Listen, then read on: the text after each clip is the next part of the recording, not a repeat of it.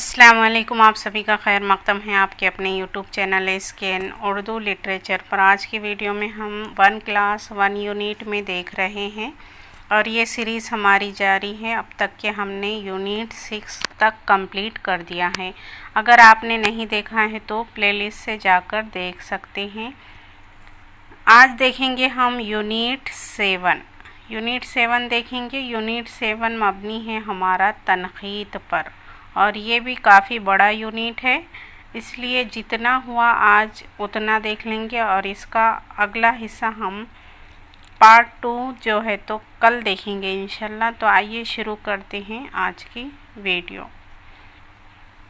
तनक़ीद के लुग़वी माने हैं परखने के, यानी अच्छा बुरा क्या है उसमें फ़र्क करने के, तमीज़ करने के और महसीन और मसाइब का सही अंदाज़ा लगाकर जो है तो राय क़ायम करना तनक़ीद कहलाता है। सही राय क़ायम करना तनक़ीद कहलाता है।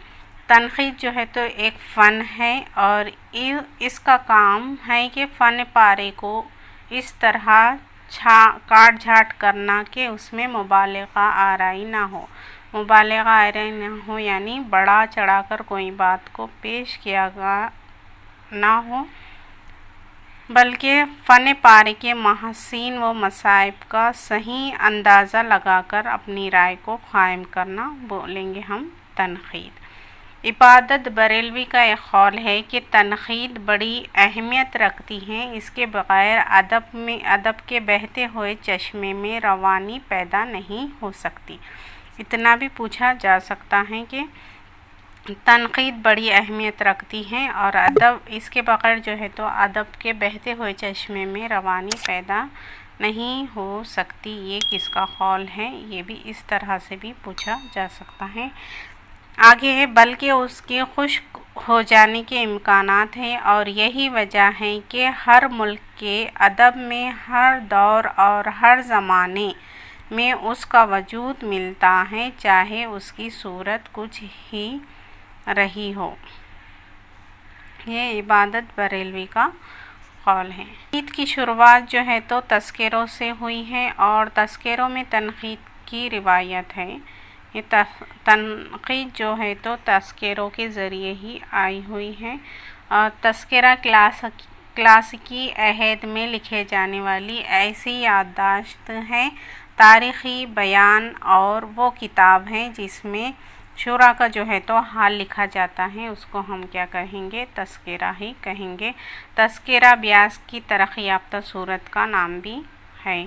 पहले जो है तो ब्याज में जो है तो शुरा के जो अशार वग़ैरह लिखे जाते हैं उसको ब्याज कह सकते हैं हम। उर्दू के कुछ अहम जो है तो तज़किरे हैं जिसका ज़िक्र करना ज़रूरी है क्योंकि यहाँ से भी क्वेश्चंस बनता है। तो आइए शुरू करते हैं। अहम तज़किरे देखेंगे हम। नुकाते शुरा, ये तो कई बार एग्ज़ाम्स में पूछा है और ये है मीर तक़ी मीर का। ये 1751 से 52 में जो है तो 51 से 52 में सन तसनीफ़ है इसकी। इसी तरह गुलशन गुफ्तार, ये है हमीद औरंगाबादी का तज़किरा रेख्ता गोया, ये है सैयद फ़तह अली गिरदयेज़ी की है। ये मग़ज़न नुकात 1755 में है ये और ख़ैम चांद पूरी का है। चमिनिस्तान शुरा, ये भी लाला लच्छी नारायण शफ़ीक़ की किताब का तज़किरा है। ये तबक़ातुश शुरा, ये भी आया था इम्तिहान में, क़ुदरतुल्लाह शौक़ का है। ये तज़किरा शुराए उर्दू, ये भी मीर हसन का है और ये भी आया है इम्तिहान में। उसके बाद है तज़किरा मसरत अफ़ज़ा अमीरुल्लाह इलाहाबादी का है और आगे गुल अजाइब, ये भी याद रखें, गुल अजाइब ये असद अली ख़ां का है। और ये मजमुए नक़्श, ये भी 1806 क़ुदरतुल्लाह क़ासिम का है, ये भी पूछा गया है। गुलशन बेखार, ये शिफ्ता का है।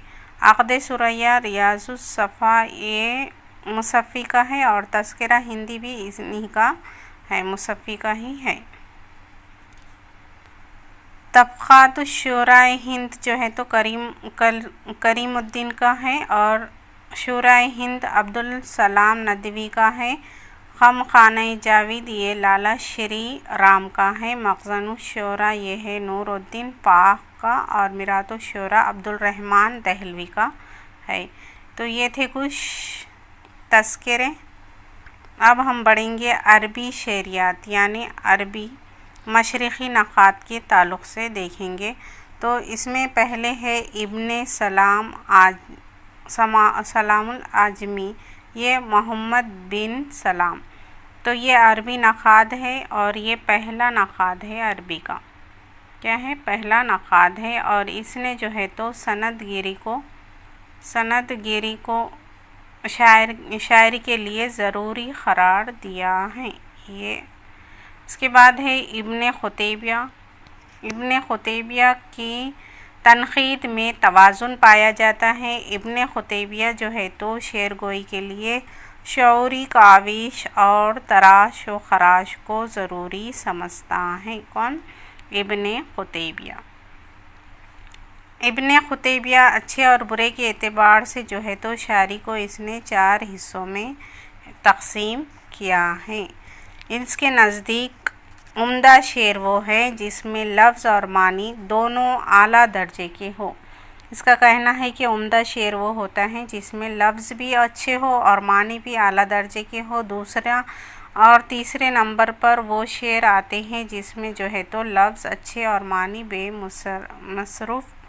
مصرف ہو، یا معنی عمدہ اور لفظ ناسخ ہو۔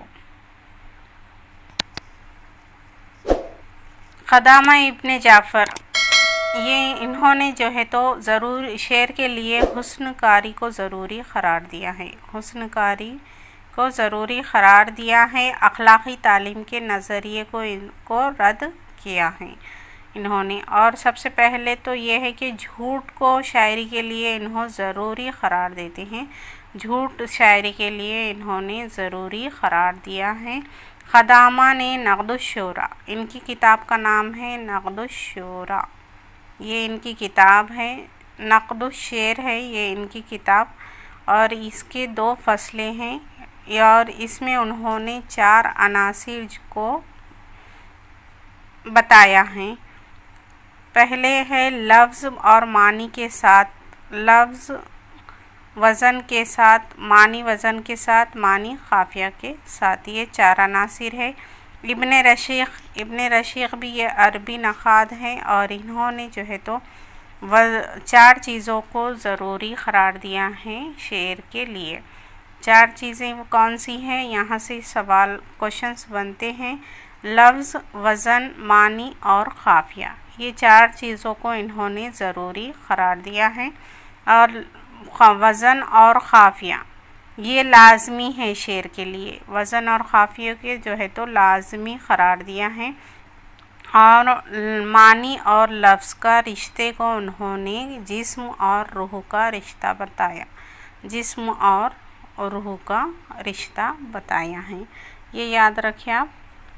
ابن خلدون، یہ بھی انہوں نے معنی الفاظ کے تابع ہے، یہ ان کا کہنا ہے ابن خلدون کا کہ معنی جو ہے تو الفاظ کے تابع ہے، اور معنی پانی کے مانند ہے اور الفاظ جو ہے تو پیالے کے مانند ہے، یہ کہا تھا ابن خلدون نے۔ عبدالقادر جرجانی، یہ بھی عربی نقاد ہے، ان کی کتابیں ہیں، ان کی کچھ کتابیں ہیں۔ اسرار البلاغہ، یہ ان کی ہے عبدالقادر جرجانی کی۔ دلائل الاعجاز، یہ بھی عبدالقادر جرجانی کی ہے۔ العمدہ فی التصریف، یہ ان کی جو ہے تو کتاب ہے عبدالقادر جرجانی کی۔ آگے ہے رشید الدین وطوات، انہوں نے جو ہے تو سب سے زیادہ اہمیت دی صناعی کو، شاعری میں جو ہے تو صناعی کو اہمیت دینے والی ہے رشید الدین وطوات، اور ان کی کتاب ہے حدائق السحر فی دقائق الشعر، یہ ان کی کتاب ہے رشید الدین وطوات کی۔ کتابوں سے کوشچنس بنتے ہیں، ذہن میں رکھیں۔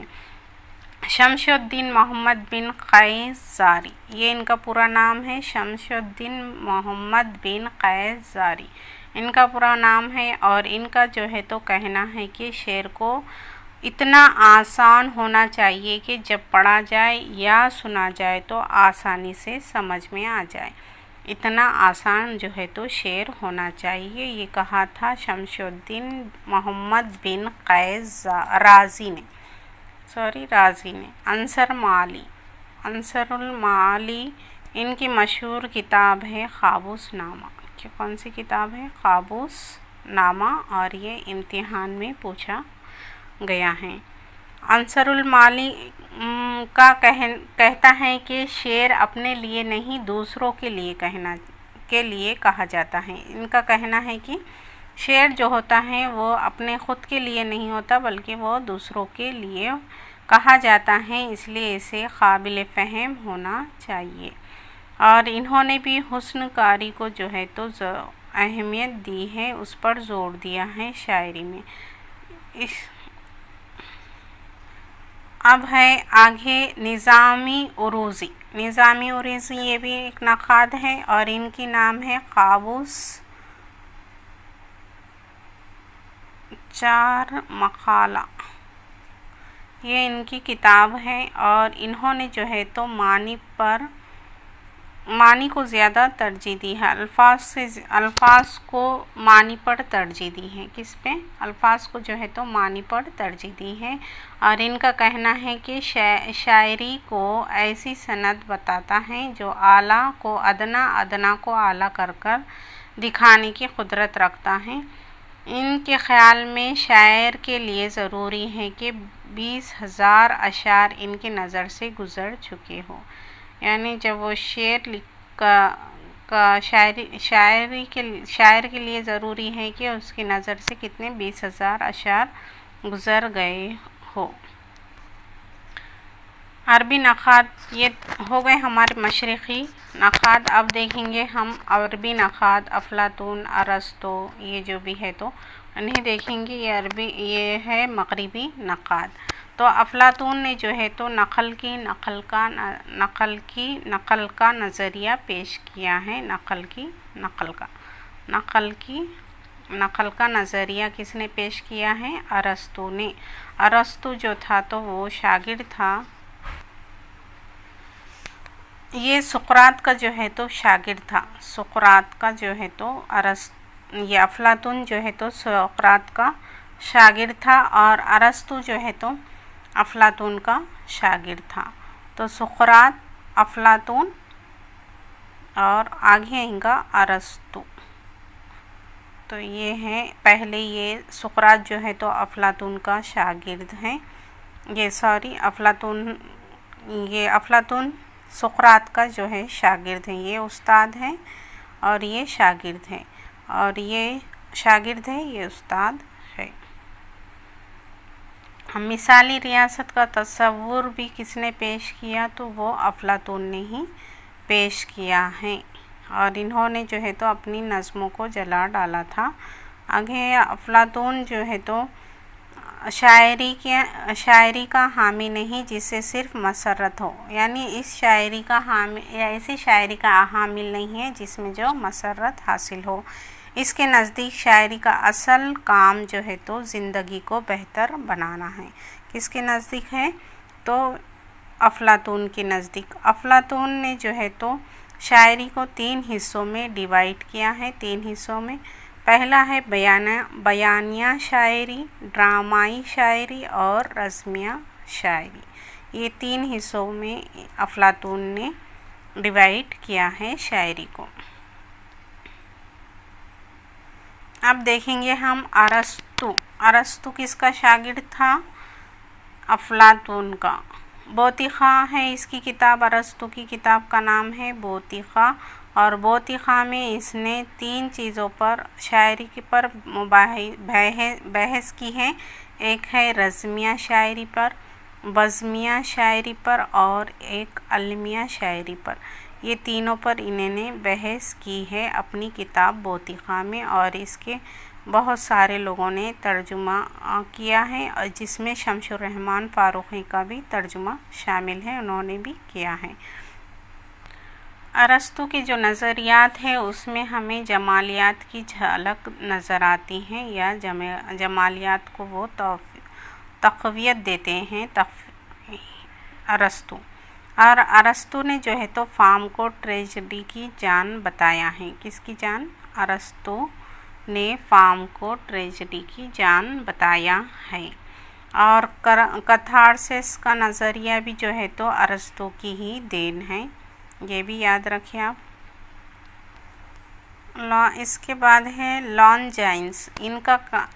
اس نے کہا تھا کہ شعر و ادب میں عظمت ہونی چاہیے، جیسے محسوس تو کیا جا سکتا ہے لیکن لفظوں میں بیان نہیں کیا جا سکتا، اور لانجائنس نے الوہیت کے نظریہ دیا ہے، انہوں نے الوہیت کا نظریہ اور عظیم ادب کی 5 خصوصیات بتائی ہے۔ کتنی؟ 5 خصوصیات بتائی ہے لانجائنس نے۔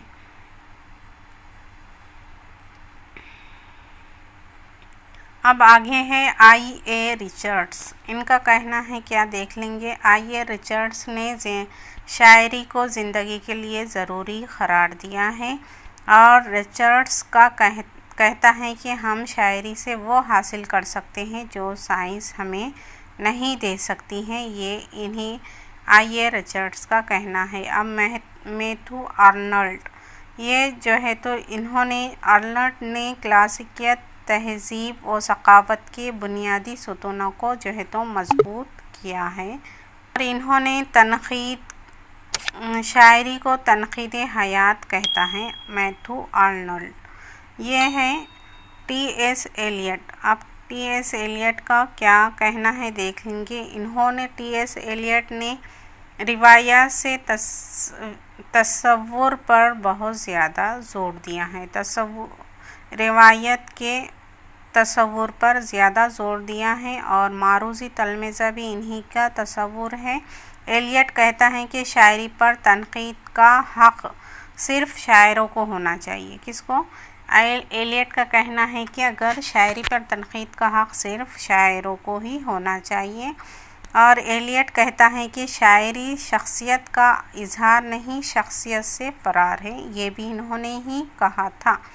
ایلیٹ کہتا ہے کہ میں سیاست میں شاہ پسند، مذہب میں کیتھولک اور ادب میں کلاسیکیت کا قائل ہوں، اور یہ قول ان کا ایک بار UGC نیٹ میں پوچھا گیا ہے۔ نفسیاتی تنقید۔ اس کے بعد ہم نفسیاتی تنقید دیکھیں گے۔ نفسیاتی تنقید جو ہے تو نفسیات ایک سائنسی مطالعے کا نام ہے جس میں انسان کے مختلف افکار و نظریات سے مدد لے کر دماغ کو پڑھا جاتا ہے اور اس کے اندرونی حالات کا پتہ لگایا جاتا ہے۔ اور نفسیاتی نقاد میں ہیں شفیع الحسن، وحید الدین سلیم، وزیر آقا، میرا جی، سلیم احمد اور ریاض احمد، یہ ہے نفسیاتی نقاد۔ اسی طرح سائنٹیفک تنقید میں شامل نقاد دیکھ لیں آپ، یہ ہے مولوی عبدالحق، مجنوں گورکھپوری، کلیم الدین احمد، عبادت بریلوی، آل احمد سرور، سید عبداللہ، یہ ابواللیث صدیقی، گوپی چند نارنگ، محمد حسن، احتشام حسین، اختر حسین رائے پوری، سید اعجاز حسین اور عبدالعلیم مسعود حسین خان، یہ تھے سائنٹیفک نقاد۔ آگے متنی تنقید میں شامل نقاد کون کون سے ہیں؟ تو متنی نقادوں میں سب سے مشہور نام ہے خلیق انجم کا۔ حیاتی تنقید میں جو شامل ہے وہ ہے محمد حسن عسکری، شمس الرحمن فاروقی، وزیر آقا، سلیم احمد، یہ دونوں نفسیاتی تنقید میں بھی ہیں۔ شمیم احمد، جیلانی، کامران، افتخار جالب، گوپی چند نارنگ، مغنی تبسم، وہاب اشرفی اور اسلوب احمد انصاری۔ اسلوبیاتی تنقید میں شامل کون کون سے نقاد ہیں؟ یہ ڈاکٹر مسعود حسین خان، ये भी, और Gopi Chand Narang, doctor मुगनी Tabassum, doctor Mirza Khaleeq bag, Shamsur Rahman Farooqui. ये है असलूबियाती तनक़ीद में शामिल नक़ाद। और उर्दू के अहम नाक़िदीन देखेंगे हम कौन कौन से हैं। तो ये सबसे पहले हैं मोहम्मद हुसैन आज़ाद, जो 1830 में दिल्ली में पैदा हुए और 1910 में इनका इंतकाल हुआ लाहौर में। इनकी किताब है आब हयात। इसके अलावा आब हयात है, दरबार अकबरी है, सैर ईरान जो है ये इनका सफ़रनामा है। क्या है? सफ़रनामा है। और इसके अलावा है निरंगे ख़याल, सुखनदान फ़ारसी, ये फ़ारसी किताब पर मबनी है। इनके तनक़ीदी नज़रियात भी देख लेंगे। आज़ाद कहते हैं कि शेर के मानी कलाम, मौज़ू और मक़फ़ा के है। साथ ही वो कहते हैं कि शायर के कलाम में असर भी मौजूद हो, यानी उनके नज़दीक कलाम मौज़ू के साथ शेर को मौसूर भी होना चाहिए। और मोहम्मद हुसैन आज़ाद जो है तो शेर को एक इल्हामी चीज़ तसव्वुर करते हैं। अल्ताफ़ हुसैन हाली, ये भी निसाब में शामिल है हमारे, और नक़ाद के तौर पर भी है और नज़्म निगार के तौर पर भी है हाली। तो इनकी पैदाइश 1837 में हुई पानीपत में, और वफ़ात 1914 में ही पानीपत में हुई है। मुक़द्दमा शेर व शायरी इनकी किताब है तनक़ीदी हयात जावेद, जो सर सैयद अहमद ख़ान पर लिखी हुई किताब है, और यादगार गालिब पर है। हयात सादी, यह सादी पर लिखी हुई किताब है। तो इनका कहना है कि जो है तो इन्होंने 3 चीज़ें बताई है, शेर की खूबियाँ बयान की है। तो पहले सादगी होनी ज़रूरी है इसमें, इसके बाद है असलियत होना ज़रूरी है, और जोश। ये भी इम्तिहान में पूछा जाता है। और हाली ने जो है तो सबसे कारामत सन्फ़ कहा है मसनवी को सबसे कारामत कहा है इन्होंने। शिबली नोमानी ये भी शामिल है, और ये इनकी पैदाइश जो है तो आज़मगढ़ में हुई, और 1857 को हुई, और ये 1914 आज़मगढ़ में ही इनकी वफ़ात भी हुई। अब भी पढ़े हमने 1914 को पानीपत में किसकी वफ़ात हुई, 1914 को, तो ये हाली की हुई थी। ये दोनों की पैदाइश तारीख़ सेम है। आगे है मवाज़ना अनीस व दबीर, ये इन्हीं की किताब है। किसकी किताब है? मवाज़ना अनीस व दबीर। ये तनक़ीदी किताब है अनीस और दबीर पर। इल्मुल कलाम, ये भी इन्हीं की किताब है। शेरुल अजम, अल फ़ारूक़, अल मामून और सीरतुन नबी की तकमील सैयद सुलेमान नदवी ने की है, जो इनके शागिर्द थे।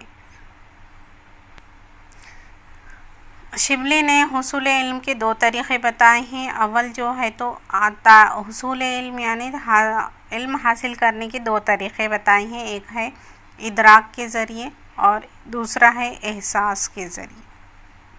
और इन्होंने जो है तो अल्फाज को मानी पर तरजीह दी है। अल्फाज को किस पर तरजीह दी? मानी पर तरजीह दी है।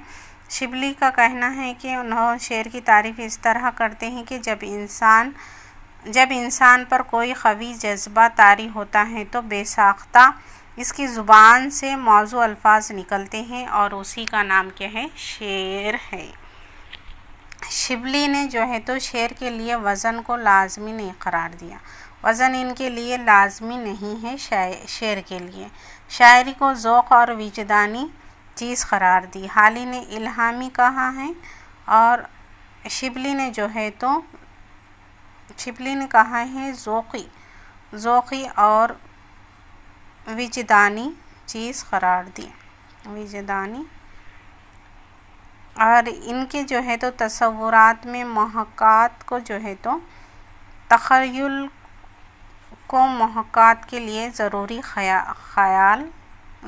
बताया है। तख़य्युल के ज़रूरी बताया है महक़ात के लिए।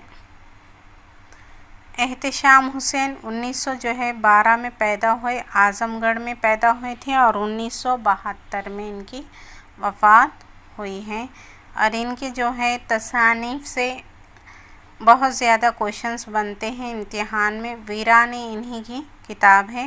یہ افسانوں کا مجموعہ ہے اور یہ 1944 میں شائع ہوا ہے۔ تنقیدی جائزے، یہ تنقیدی کتاب ہے 1945 میں۔ اور روایت اور بغاوت، یہ بھی تنقیدی کتاب ہے 1947۔ ادب اور سماج، یہ بھی انہی کی کتاب ہے 1948۔ تنقید اور عملی تنقید، یہ 1952۔ تو ترتیب سے بھی یاد رکھیں آپ۔ ذوق ادب اور شعور، یہ بھی تنقیدی کتاب ہے ان کی اور یہ ہے 1955۔ اور ساحل اور سمندر، یہ ان کا سفر نامہ ہے ساحل اور سمندر، جو 1955 اس کی سن ہے۔ اردو ساہتیہ کا اتہاس، یہ بھی انہی کی کتاب ہے۔ یہ ہندی میں لکھی گئی ہے اور ترجمہ اس کا روسی زبان میں ہوا 1955۔ ساحل اور سمندر، یہ اور اردو کا اتہاس ایک ہی ہے اس کا۔ عکس اور آئینے، یہ تنقیدی کتاب ہے 1962۔ افکار و مسائل، یہ 1963۔ اعتبار نظر، یہ بھی تنقیدی کتاب ہے 1964۔ تنقیدی نظریات، یہ ان کی کتاب ہے اور یہ 2 حصوں پر مبنی ہے اور 1955 اور 66 میں جو ہے تو شائع ہوئی ہیں یہ۔ اس کے بعد ہے روشنی کے دریچے، یہ ان کا شعری مجموعہ ہے۔ کیا ہے ان کے؟ روشنی کے دریچے شعری مجموعہ ہے۔ اور اردو ادب کی تنقیدی تاریخ، یہ بھی 1988 ہے اس کی سن۔ اور تاثرات اور تجزیات، یہ بھی انہی کی کتاب ہے، باقی تو دیکھنے کی ضرورت نہیں ہے۔ کلیم الدین احمد، یہ یہاں سے بھی کوشچنس بنتے ہیں ان کی بھی کتابوں سے۔ یہ پٹنہ میں پیدا ہوئے تھے 1908 میں اور ان کی وفات ہوئی 1983 میں ہوئی۔ آگے ہے اردو شاعری پہ ایک نظر، یہ ان کی تنقیدی کتاب ہے کلیم الدین کی اور یہ 1940 میں ہے اس کا سن۔ یہ اس کے بعد ہے اردو تنقید پر ایک نظر، اردو شاعری پر ایک نظر اور اردو تنقید پر ایک نظر، یہ 1942۔ اردو زبان اور فن داستان گوئی، یہ 1944 میں ہے۔ تحلیل نفسی اور ادبی تنقید، یہ 1948 میں۔ سخن ہائے گفتنی، یہ کئی بار یہاں سے کوشچنس بنا ہے۔ سخن ہائے گفتنی کس کی کتاب ہے؟ تو یہ کلیم الدین احمد کی ہے اور اس کا سن ہے 1955۔ دیوان جہاں، یہ بھی کلیم الدین احمد کا ہے 1959۔ عملی تنقید 1963۔ 42 نظمیں 1965۔ اپنی تلاش میں 1975۔ کلیات شاد، انہوں نے مرتب کیا ہے کلیات شاد جو کہ ہمارے نصاب میں ان کی غزلیں شامل ہیں 1975 میں۔ دیوان جوشش 1976 اور اقبال ایک مطالعہ 1979۔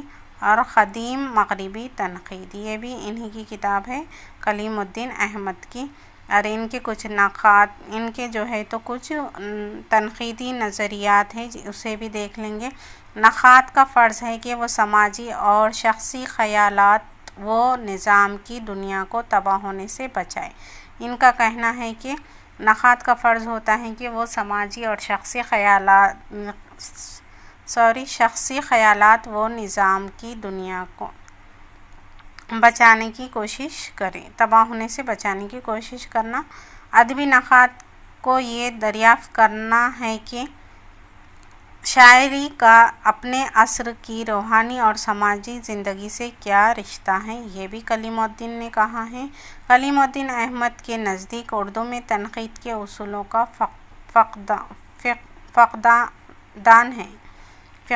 فقدان جو بھی ہے تو تنقید کوئی کھیل نہیں جسے ہر شخص بآسانی کھیل سکے، یہ ایک فن ہے اور ایک صناعی ہے۔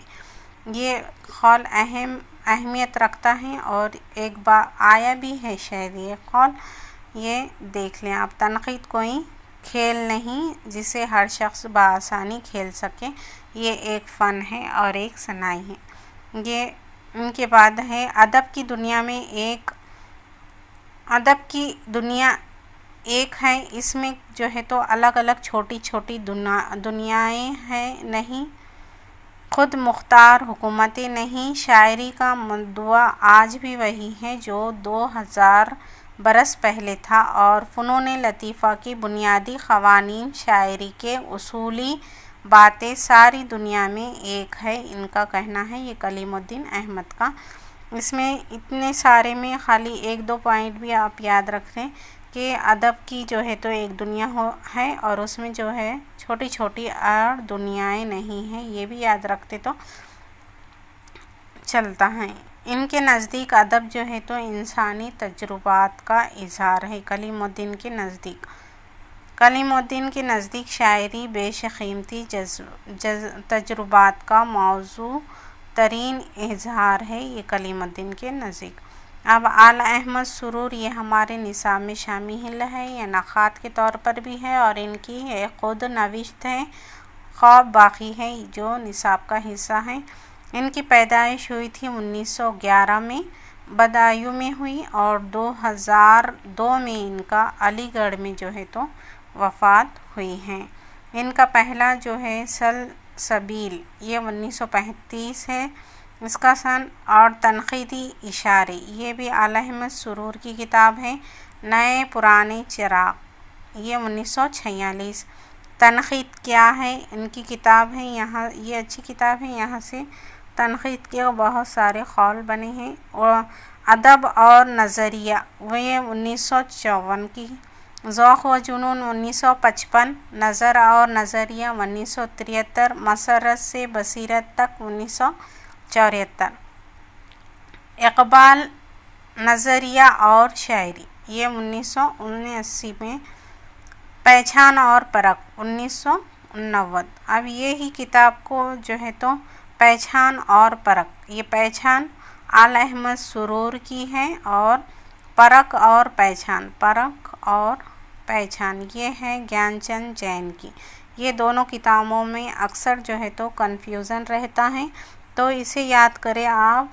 آل نے پہچانا اور گیان نے پرکھا، یہ یاد کر لیں آپ۔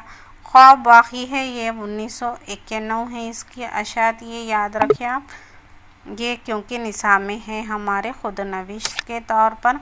خواب اور خلش یہ بھی جو ہے تو آل احمد سرور کی کتاب ہے 1991۔ دانشور اقبال 1994۔ فکر روشن یہ 1995۔ کچھ خطبے اور کچھ مقالے یہ 1996۔ اردو تحریک 1999۔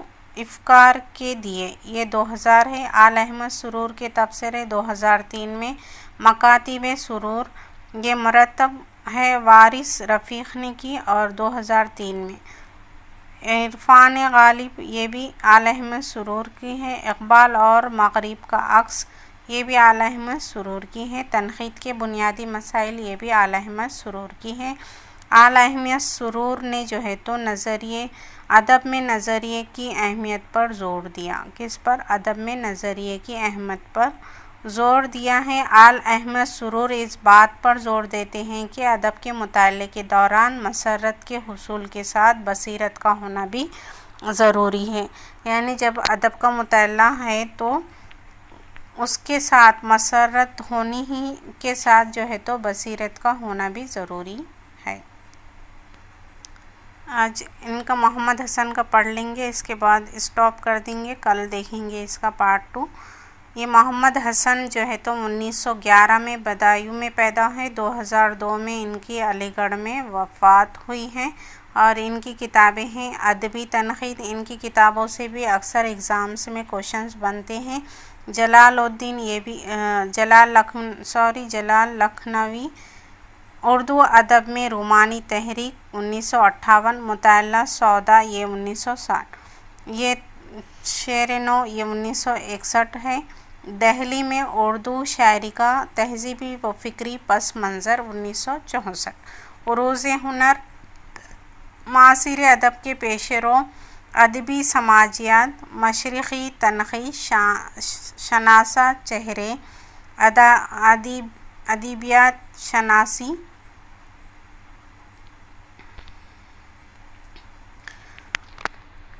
اودھ میں اردو ادب کا تہذیبی و فکری پس منظر، مشرق اور مغرب میں تنقیدی تصورات، یہ بھی محمد حسن کی کتاب ہے۔ آخری سلام، طرز خیال، یہ بھی محمد حسن کی ہے۔ اور غالب، ماضی، حال اور مستقبل، یہ ہے ان کی 2005 کی کتاب اور یہ محمد حسن کی ہے۔ ان کے جو ہے تو تصورات جو ہے تو دیکھ لیں گے۔ ادبی حسن اور ادبی انداز نظر کے بغیر کوئی فن پارہ ادب کے دائرے میں شامل نہیں ہو سکتا ہے، یہ ان کا کہنا ہے۔ آگے ہے، مجھے اس کا قطعی انکار نہیں کہ ادب انسانی زندگی اور اس کے تہذیبی ڈھانچے کو متاثر کرتا ہے اور اس کی تعمیر و تشکیل میں مختلف طریقوں سے حصہ لیتا ہے۔ یہ ادبی تنقید میں انہوں نے یہ بات کہی ہے۔ دوسرا یہ ہے کہ قول میرا یہ عقیدہ ہے کہ ادب کا اعلیٰ ترین حصہ زندگی کو براہ راست نہیں بدلتا، وہ نعروں میں باتیں کرنے، مسائل کا فوری حل دینے سے زیادہ نسبتاً دیرپا عناصر سے بحث کرتا ہے، یہ ادبی تنقید میں ہی انہوں نے کہا ہے۔ کل ہم انشاءاللہ شمس الرحمن